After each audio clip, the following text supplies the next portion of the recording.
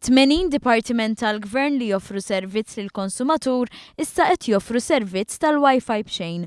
Dan tħabbar mis-Segretarju Permanenti Ewlieni Mario Kutajjar u l-Ministru għall-Industrija Diġitali Manuel Mallija fil-Ministeru għall-Edukazzjoni u x-Xogħol, wieħed mid-dipartimenti li qed joffri dan is-servizz. Servizz li jfisser li l-pubbliku jista' jaċċessa l-internet fil-mument li jkun qed jirċievi għajnuna mis-servizz pubbliku.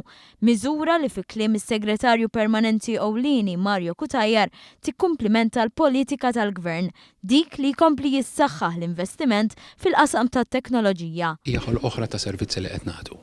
Hija ħolq oħra minn sensiela sħiħa minn taqlib sħiħ diġitali li qed nagħmlu fid-dipartimenti biex dejjem nagħtu servizz aħjar.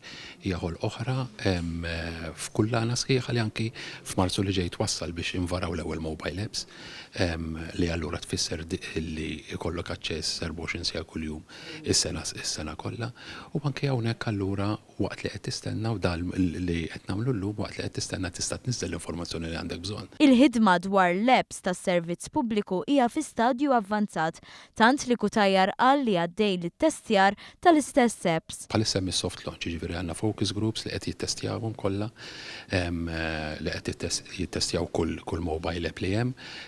Tiġi qed inħejju l-fażijiet ta' wara li ġejjin għax dan huwa li se nagħmlu f'Marzu huwa biss l-ewwel fażi. Il-Ministru għall-Industrija Diġitali Manuel Mallija semma kif pajjiżna hawn 300 hotspot ta' Wi-Fi, xi ħaġa li tpoġġi lil pajjiżna minn ta' quddiem fost lil pajjiżi tal-Unjoni Ewropea fejn għandha x'taqsam il-politika diġitali.